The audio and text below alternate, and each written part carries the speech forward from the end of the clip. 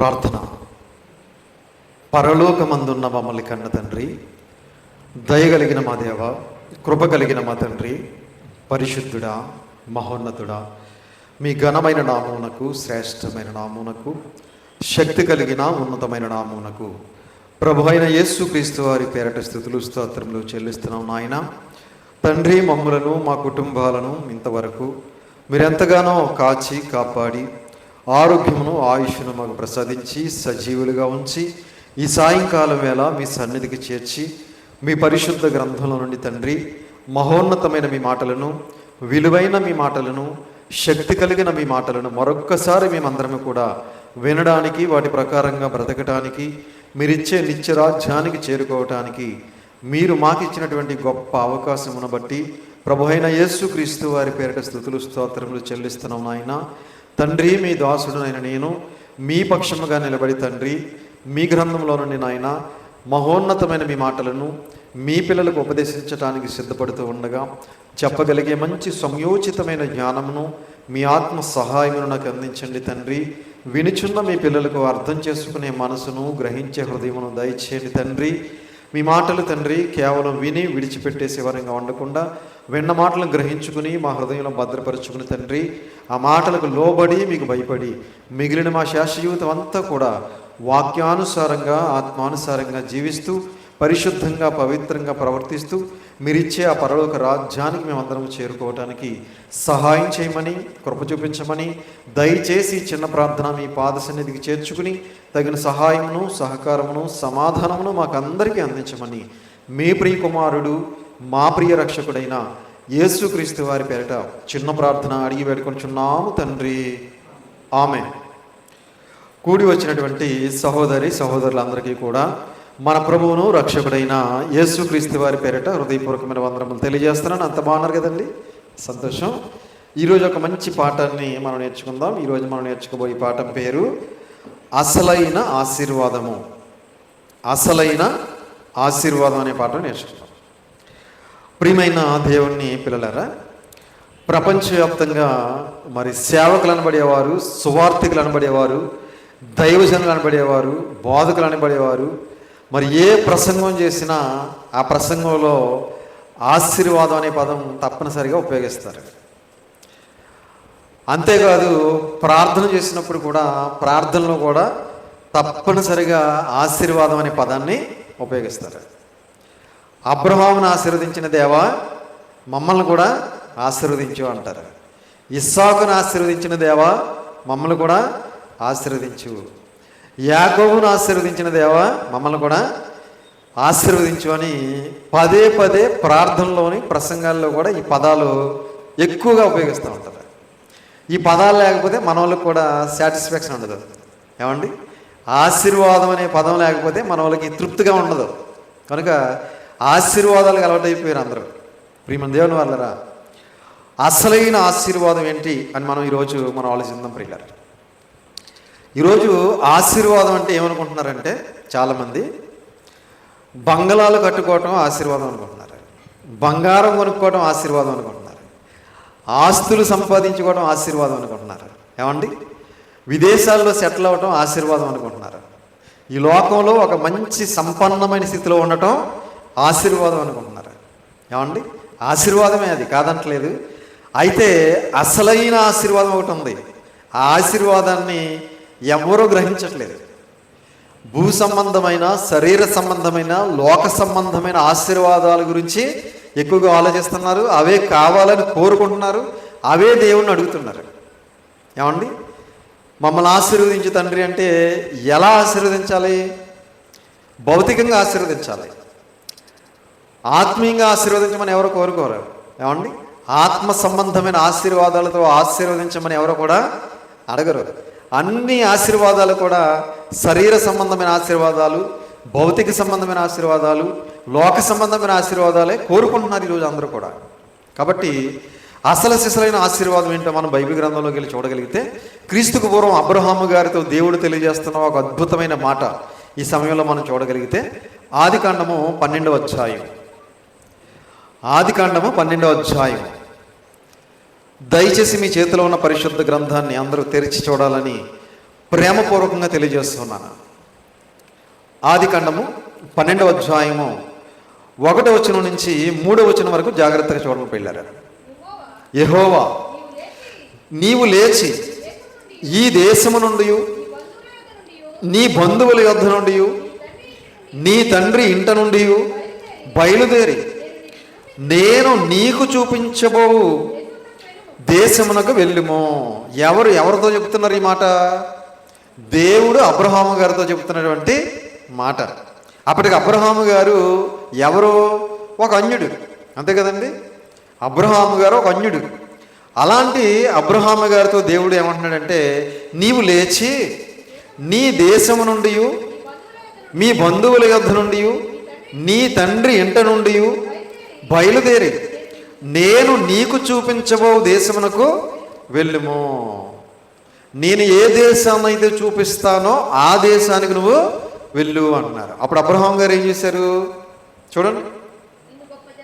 నిన్ను గొప్ప జనముగా చేసి, నిన్ను ఆశీర్వదించి, నీ నామమును గొప్ప చేయుదును. నీవు ఆశీర్వాదముగా ఉందువు. నిన్ను ఆశీర్వదించి వారిని ఆశీర్వదించుదును, నిన్ను దూషించి వారిని శపించదును.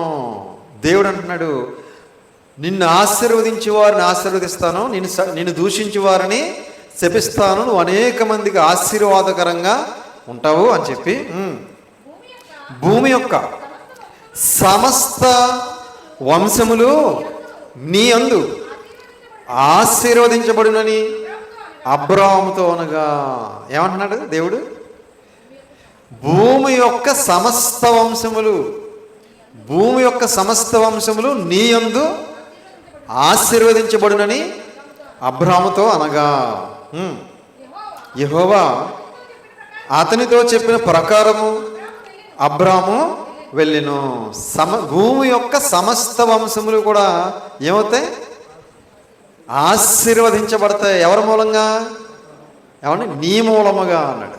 ప్రియమైన దేవుని వాళ్ళరా, అంటే భూమి మీద ఎన్ని వంశాలు అయితే ఉంటాయో అన్ని వంశాలు కూడా అబ్రహాము గారి ద్వారా ఏమవుతాయట? ఆశీర్వదించబడతాయి అన్నాడు. ప్రియమైన దేవుని వాళ్ళరా, అంటే ఏ ఆశీర్వాదం? ఏమండి? అబ్రహాము గారికి కూడా దేవుడు ధనాన్ని ఇచ్చాడు, బంగారాన్ని ఇచ్చాడు, ఆస్తిపాస్తులు ఇచ్చాడు. అలాంటి ఆశీర్వాదమా? ఎలాంటి ఆశీర్వాదంతో భూమి మీద ఉన్నటువంటి వంశాలన్నీ కూడా నీ మూలముగా ఆశీర్వదించబడతాయి అంటున్నాడు దేవుడు. ఏమండి? ఇదే మాట మరలా ఇస్సాకు గారితో కూడా తెలియజేశాడు. అది కూడా ఒకసారి మనం చూడగలిగితే ఇదే ఆదికాండం 26వ అధ్యాయం, ఆదికాండం 26వ అధ్యాయం 4వ వచనం జాగ్రత్తగా చూడండి పిల్లలు. ఆదికాండం 26వ అధ్యాయం 4వ వచనం. యాలయనగా నీకును నీ సంతానమునకును ఈ దేశములన్నీ ఇచ్చి నీ తండ్రి అయిన అబ్రహాముతో నేను చేసిన ప్రమాణము నెరవేర్చి ఆకాశ నక్షత్రముల వలె నీ సంతానమును విస్తరింపజేసి నీ దేశములన్నీ నీ సంతానమునకు ఇచ్చెదను. నీ సంతానం వలన సమస్త భూలోకములోని సమస్త జనులు ఆశీర్వదింపబడుదురు. అదే మాట మరలా ఎవరితో తెలియజేస్తున్నాడు? ఇస్సాకు గారితో. ఏమని తెలియజేస్తున్నాడు? నీ సంతానం వలన సమస్త భూలోకములోని సమస్త జనులు ఆశీర్వదింపబడుదురు. నీ సంతానం వలన. ఏమండి? సమస్త భూలోకములోని సమస్త జనులు ఏమవుతారు? ఆశీర్వదించబడతారు అని అదే మాట మరలా ఎవరితో చెప్తున్నాడంటే అబ్రహాము గారి కుమారుడైనటువంటి ఇస్సాకు గారితో తెలియజేస్తున్నాడు. సమస్త జనులు, భూమి మీద ఉన్నటువంటి సమస్త వంశాలు కూడా నీ సంతానం వలన ఆశీర్వదించబడతాయి అని తెలియజేస్తున్నాడు. ఇదే మాట మరలా యాకోబు గారితో కూడా తెలియజేస్తున్నాడు. చూడండి, ఇదే ఆదికాండము 28వ అధ్యాయం, ఆదికాండము 28వ అధ్యాయం 14వ వచనం. ఆదికాండం 28వ అధ్యాయం 14. నీ సంతానం భూమి మీద లెక్కకు ఇసుక రేణువుల వలె అగును. నీవు పడమటి తట్టును తూర్పు తట్టును, ఉత్తరపు తట్టును, దక్షిణపు తట్టును వ్యాపించదు. భూమి యొక్క వంశములన్నీ నీ మూలముగాను నీ సంతానం మూలముగాను ఆశీర్వదింపబడును. చూసారు, అదే మాట మళ్ళీ చెప్తున్నాడు. భూమి మీద ఉన్నటువంటి సమస్త వంశములు కూడా నీ మూలముగాను నీ సంతానం మూలముగాను ఆశీర్వదించబడును అన్నాడు. నీ సంతానం మూలముగా అన్నాడు. భూమి మీద ఉన్నటువంటి సమస్త వంశములు, సమస్త జనులు కూడా ఆశీర్వదించబడతారు అన్నాడు. ఇంతకీ ఎవరు ఆ సంతానం? ఏమండి, ఎవరు ఆ సంతానం అని ఆలోచించగలిగితే అపోస్తలుని పౌలు గారి ద్వారా తెలియజేశాడు. ఆ సంతానం ఎవరో గలతీయులకు రాసిన పత్రిక 3వ అధ్యాయం, గలతీయులకు రాసిన పత్రిక 3వ అధ్యాయము 16వ వచనం జాగ్రత్తగా చూడండి పిల్లలు. ఇంతకీ ఎవరా సంతానం? నీ సంతానం మూలంగా భూమి మీద సమస్త వంశములు ఆశీర్వదించబడతాయి అన్నాడు కదా. ఎవరయ్యా ఆ సంతానం అంటే గలతీయులకు రాసిన పత్రిక 3వ అధ్యాయం 16వ వచనం చూడండి. అబ్రహామునకును అతని సంతానమునకును వాగ్దానములు చేయబడిను. వాగ్దానాలు చేశాడు కదా. ఇప్పుడు మనం చదువుకున్నాం. అబ్రహాము గారికి వాగ్దానం చేశాడు, ఇస్సాకు గారికి వాగ్దానం చేశాడు, యాకోబు గారికి కూడా వాగ్దానం చేశాడు. అదే మాట ఇక్కడ తెలియజేస్తున్నాడు. అబ్రహామునకును అతని సంతానమునకును వాగ్దానములు చేయబడిను, ఆయన అనేకులను గూర్చి అన్నట్టు నీ సంతానమునకును అని చెప్పక ఒకని గూర్చి అన్నట్టే నీ సంతానమునకును అనిను. ఆ సంతానము క్రీస్తు. ఆ సంతానం ఎవరట? క్రీస్తు. అబ్రహాము గారితో చెప్పినటువంటి ఆ సంతానం ఎవరు? క్రీస్తు. ఇస్సాకు గారితో చెప్పినటువంటి ఆ సంతానం ఎవరు? క్రీస్తు. యాకోబు గారితో చెప్పినటువంటి నీ సంతానం అన్న ఆ మాట ఎవరి కోసం? క్రీస్తు కోసం. అంటే క్రీస్తు ఏ వంశంలో నుంచి వచ్చాడు? ఇశ్రాయేలీల్లో యోధా గోత్రం నుంచి వచ్చాడు. అవునా? కాబట్టి ఆ సంతానం ఎవరయ్యా అంటే ఆ సంతానము క్రీస్తు అన్నాడు. అంటే క్రీస్తు ద్వారా ప్రపంచంలో ఉన్నటువంటి వంశాలన్నీ కూడా ఏమవుతాయి? ఆశీర్వదించబడతాయని క్రీస్తుకు పూర్వం నుంచే దేవుడు తెలియజేసుకుంటూ వచ్చాడు. ఏ ఆశీర్వాదం? ఆత్మ సంబంధమైన ఆశీర్వాదం. ప్రియమైన దేవుని వాళ్ళరా, పాపక్షమాపణ ఎవరి ద్వారా వచ్చింది? యేసుక్రీస్తు ద్వారానే. ప్రపంచంలో క్రీస్తు తెలియనటువంటి దేశం ఏదైనా ఉందా? ప్రపంచంలో క్రీస్తు తెలియనటువంటి మనిషి అంటూ ఎవరైనా ఉన్నారా? ఎవ్వరూ లేరు. ప్రపంచంలో క్రైస్తవులు లేని దేశం అంటూ ఏది లేదు. ప్రతి దేశంలోనూ కూడా క్రైస్తవులు ఉన్నారు. ప్రతి వ్యక్తికి కూడా క్రీస్తు ఎవరో తెలుసు. కనుక క్రీస్తు ద్వారా ఈరోజు ప్రపంచవ్యాప్తంగా ఆశీర్వాదం అనేది రావాలని దేవుడు క్రీస్తుకు పూర్వమే తెలియజేశాడు. ఇంతకీ ఏంటి అసలైన ఆశీర్వాదం అని ఆలోచించగలిగితే అపోస్తుల కార్యములు 3వ అధ్యాయం, అపోస్తుల కార్యములు 3వ అధ్యాయము 26వ వచనం జాగ్రత్తగా చూడండి పిల్లలు. అపోస్తుల కార్యములు 3వ అధ్యాయం 26. దేవుడు తన సేవకుని పుట్టించి మీలో ప్రతి వానిని వాని దుష్టత్వము నుండి మళ్లించుట వలన మిమ్మును ఆశీర్వదించుటకు ఆయనను మొదట మీ వద్దకు పంపినని చెప్పెను. తీసారా? అపోస్తుల కార్యములు 3వ అధ్యాయం 26. దేవుడు తన సేవకుని పుట్టించి. సేవకుడు అంటే ఎవరు? యేసుక్రీస్తు వారే. ఇదే 3వ అధ్యాయం 15వ వచనంలో మనం చదువుకున్నాం. చూడండి ఒకసారి. 3:15.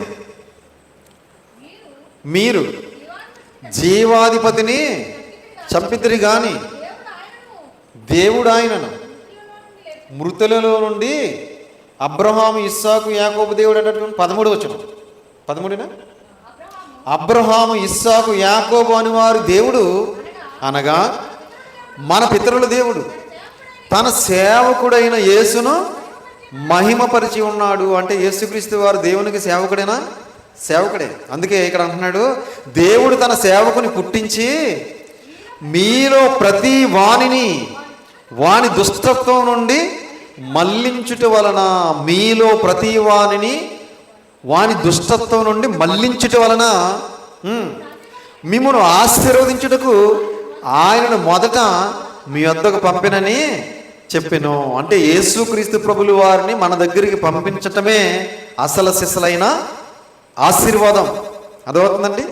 యేసుక్రీస్తు వారిని ఈ లోకానికి పంపించి మనలందరినీ కూడా మన దుష్టత్వం నుంచి, మన పాపం నుంచి విడిపించడమే అసలు సిసలైన ఆశీర్వాదం. ఒకవేళ యేసుక్రీస్తు వారే రాలేదనుకోండి, యేసుక్రీస్తు వారి సిలువలో మరణించలేదనుకోండి, మనం అందరం కూడా దుష్టత్వంలోనే ఉండేవాళ్ళం, మనందరం ఆ పాపంలోనే ఉండేవాళ్ళం. మనం పరిశుద్ధులుగా మారే అవకాశం లేదు, పాపాలు కడుక్కునే అవకాశం లేదు, పరలోకానికి వెళ్ళే అవకాశం అంతకంటే లేదు. ఉందండి? లేదు. కనుక యేసుక్రీస్తు వారిని పరలోకం నుంచి భూలోకానికి పంపించటమే అసలు సిసలైన ఆశీర్వాదం అని చెబుతున్నాడు. ఆయనను ఏం చేశాడంట?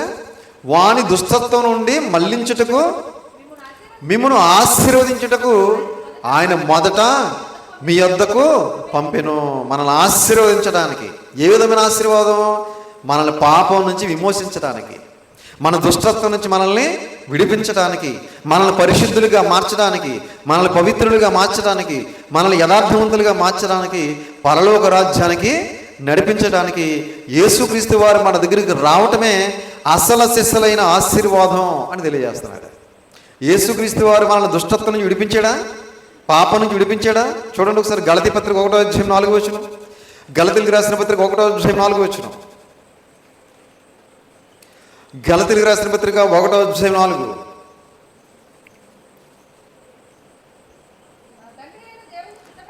మన తండ్రి అయిన దేవుని చిత్త ప్రకారము క్రీస్తు మనలను ప్రస్తుతపు దుష్టకాలపు కాలముల నుండి విమోచింపవలెనని మన పాపముల నిమిత్తము తన్ను తాను అప్పగించుకొనెను. గలతీలకు రాసిన పత్రిక 1:4. అందరూ చూడాలి. మన తండ్రి అయిన దేవుని చిత్త ప్రకారము క్రీస్తు మనలను ప్రస్తుతపు దుష్టకాలములో నుండి విమోచింపవలెనని మన పాపముల నిమిత్తము తన్ను తాను అప్పగించుకొనెను. ఇక్కడ 2 పాయింట్లు మనకు కనబడుతున్నాయి. దుష్టకాలములో నుండి, పాపముల నుండి అన్నది చూడండి. దుష్టకాలంలో నుంచి విమోచించడానికి, పాపము నుండి విమోచించడానికి తన్ను తాను అప్పగించుకున్నాడట. అలా అప్పగించుకోవడం ద్వారా మనకి ఏమొచ్చింది? ఆశీర్వాదం వచ్చింది. అవునా? ఆయనే గనక రాకపోతే మనకి పాపం నుంచి విమోచన లేదు, దుష్టత్వం నుంచి విమోచన లేదు, ఆశీర్వాదం లేదు, పాపక్షమాపణ లేదు, పరలోకానికి వెళ్ళే అవకాశం అంతకంటే లేదు. కనుక ప్రస్తుత దుష్టకాలంలో నుండి విమోచించాడు. అలాగే పాపము నుండి కూడా ఆయన విమోచించడానికి తను తానే ఏం చేశాడు? తనను తానే అప్పగించుకున్నాడు. ఆయన ఎవరో అప్పగించారు అంటే ఎవరో సిలువే చంపేశారు కాదు, తన్ను తానే అప్పగించుకున్నాడు. తన్ను తానే అప్పగించుకోవడానికి వచ్చాడు ఆయన పరలోకం నుంచి. మనందరి కోసం చనిపోవడానికి, అయినా ప్రాణం పెట్టడానికి ఆయన ఈ లోకానికి వచ్చాడు. కనుక అందుకే ఇదే గలతీ పత్రిక 3వ అధ్యాయం చూడండి. గలతీలకు రాసిన పత్రిక 3వ అధ్యాయం 8-9 వచనాలు.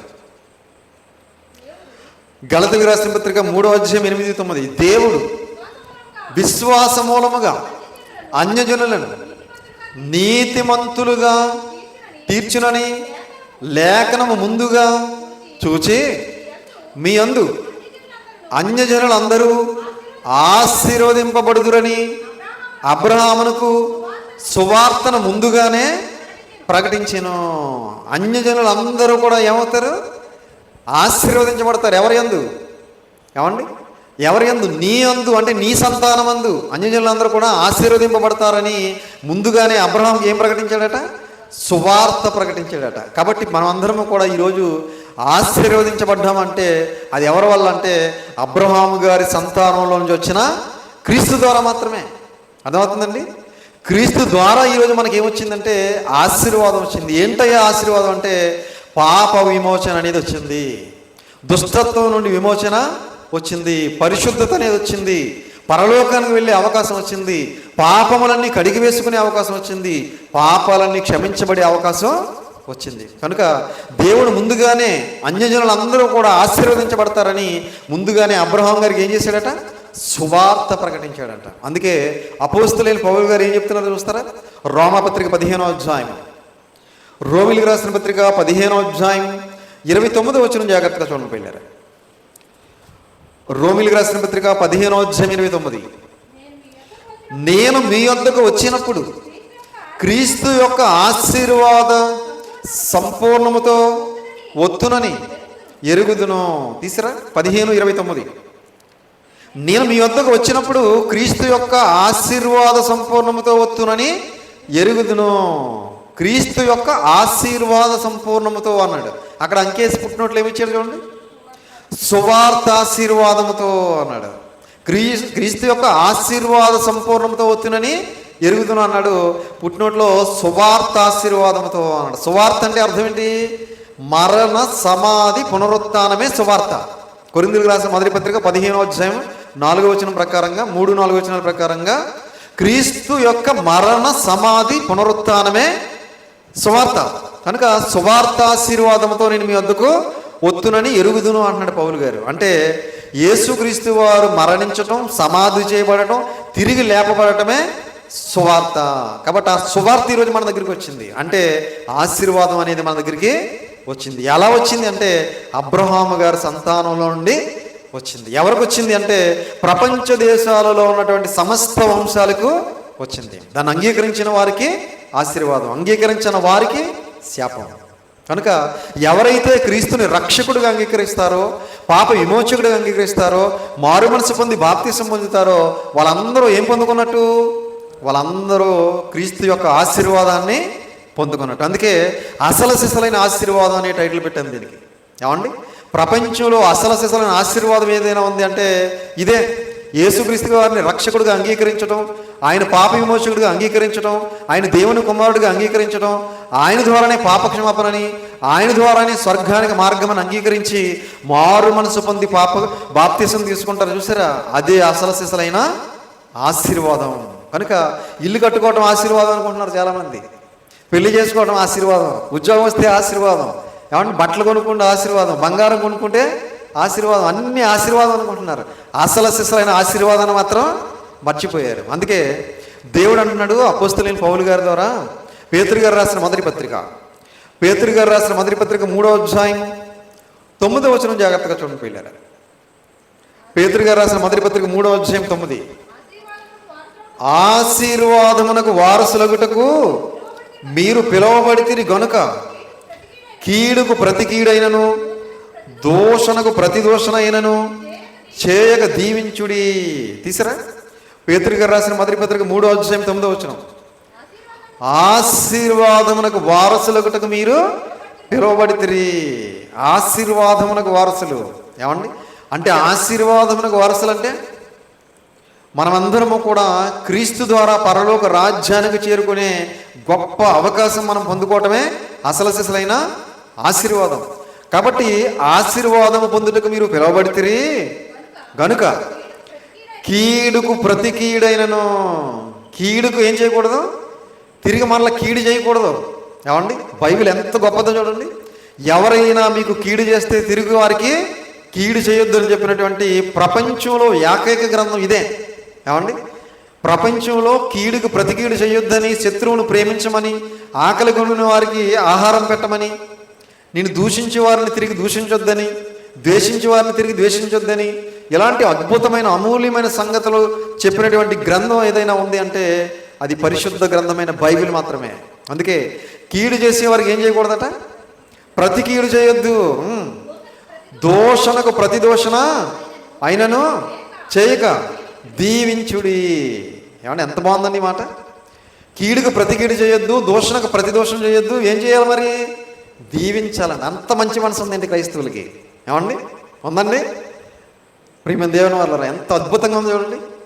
దీవించాలంట. ఏమండి దీవిస్తారండి? ఎవరైనా మిమ్మల్ని ఎవరైనా తిడితే దీవిస్తారండి? మిమ్మల్ని ఎవరైనా దూషిస్తే, కీడు చేస్తే దీవిస్తారా? నిన్ను నూరేళ్ళు చల్లగా వర్ధిల్లు బాబు అని దీవిస్తామండి. కాబట్టి ప్రియమైన దేవుని వాళ్ళరా, దేవుని వాక్యం ఎంత అద్భుతమైనదో, ఎంత అమూల్యమైనదో చూడండి. వారసులు అవటానికి మనం పిలువబడ్డాం, ఆశీర్వాదానికి వారసులు అవటానికి పిలువబడ్డాం. కాబట్టి మనం ఎవరిని కూడా కీడుకు ప్రతి కీడు చేయకూడదు, దోషణకు ప్రతి దోషణ చేయకూడదు, దీవించమన్నది బైబిల్. కాబట్టి అసలు సిసలైన ఆశీర్వాదం ఏంటంటే క్రీస్తు ద్వారా మనకి పాపక్షమాపణ పొందుకోవటం, మన పాపాలన్నీ కడుక్కోవటం, పరిశుద్ధులుగా మారటం, పరలోకానికి చేరుకోవటమే అసలు సిసలైన ఆశీర్వాదం. కాబట్టి ఈ ఆశీర్వాదాన్ని అందరూ కూడా పొందుకుని అందరూ పరలోక రాజ్యానికి చేరుకోవాలని ప్రేమపూర్వకంగా తెలియజేస్తూ ఈ మాటలు ముగిస్తున్నాను. తలలు వంచండి, ప్రార్థన చేసుకుందాం. ప్రార్థన. పరలోకమందున్న మమ్మల్ని కన్న తండ్రి, దయగలిగిన మా దేవ, కృప కలిగిన మా తండ్రి, మీ ఘనమైన నామమునకు, శ్రేష్టమైన నామమునకు, ఉన్నతమైన నామమునకు ప్రభువైన యేసుక్రీస్తు వారి పేరట స్తుతులు స్తోత్రములు చెల్లిస్తున్నామయ్యా. తండ్రి, మరింతవరకు మీ పరిశుద్ధ గ్రంథంలో నుండి అసలైన ఆశీర్వాదం ఏంటనేది మేము అందరం కూడా విన్నాం తండ్రి. మరిదిగో తండ్రి, మీ కుమారుడైన యేసుక్రీస్తు వారిని మా అందరి పాపాల కోసం పరలోకం నుంచి భూలోకానికి పంపించటం, మమ్మల్ని అందరినీ దుష్టత్వం నుంచి విడిపించటం, పాపం నుంచి విమోచించటం, అదే అసలు సిసలైన ఆశీర్వాదమని, మీ కుమారుడైన యేసుక్రీస్తు వారి ద్వారా మేము పరలోక రాజ్యానికి చేరుకోవటానికి మేము పిలువబడ్డామని, మేమందరము కూడా నిత్య నరకం నుంచి తప్పించుకుని నిత్య జీవానికి చేరుకోవటమే అసలు సిసలైన ఆశీర్వాదమని మీ గ్రంథం ద్వారా కొన్ని మాటలు మేము ఆలోచించాం తండ్రి. విన్న మాటలు విని విడిచిపెట్టే వారంగా ఉండకుండా విన్న మాటలను గ్రహించుకుని తండ్రి మా హృదయంలో భద్రపరుచుకుని మేము పొందుకున్నటువంటి ఆశీర్వాదాన్ని పోగొట్టుకోకుండా ఆ పొందుకున్నటువంటి ఆశీర్వాదమును కడవరకు కాపాడుకోవడానికి సహాయం చేయండి. పొందుకున్నటువంటి పరిశుద్ధతను కడవరకు కొనసాగించడానికి సహాయం చేయండి. పొందుకున్నటువంటి రక్షణను భయముతోనూ వణుకుతోనూ కొనసాగించడానికి సహాయం చేయండి. తలల వంచి ప్రార్థన చేస్తున్న మమ్ములను, మా కుటుంబాలను దయతో జ్ఞాపకం చేసుకోండి. మమ్మల్ని అందరినీ కూడా మీ కృపలో భద్రపరచండి. మమ్మల్ని అందరినీ బలపరచండి. మమ్మల్ని అందరినీ కూడా మీ చిత్తానుసారంగా నడిపించండి. మేమందరము చేస్తున్న పనిపాట్లలో, ప్రయాణాల్లో తోడుగా నీడగా ఉండండి. మాకందరికీ కావాల్సిన మంచి ఆరోగ్యము, శక్తిని, బలమును మాకు అనుగ్రహించండి. మేమందరము కూడా తండ్రి మీ కుమారుడైన యేసుక్రీస్తు వారి యొక్క శిలువ మరణ త్యాగాన్ని, మీ సంకల్పాన్ని అనేక మందికి ప్రకటిస్తూ అనేక మందిని అగ్నిలోండి లాగినట్టుగా లాగి మీ పాదాల చెంతకు నడిపించడానికి సహాయం చేయండి. మమ్మల్ని అందరినీ కూడా పరసంబంధమైన ప్రతి ఆశీర్వాదంతో ఆశీర్వదించి దీవించి సమస్త మహిమ, ఘనత, ప్రభావములు మీరు మాత్రమే పొందుకోమని ఈ చిన్న ప్రార్థన దయచేసి మీ పాద సన్నిధికి చేర్చుకుని తగిన సహాయమును, సహకారమును, సమాధానమును మాకు అందరికీ అందించమని మీ ప్రియ కుమారుడును మా ప్రియ రక్షకుడైన యేసుక్రీస్తు వారి పేరిట చిన్న ప్రార్థన అడిగి పెట్టుకొనిచున్నాము తండ్రి. ఆమేన్. అందరికీ వందనాలు.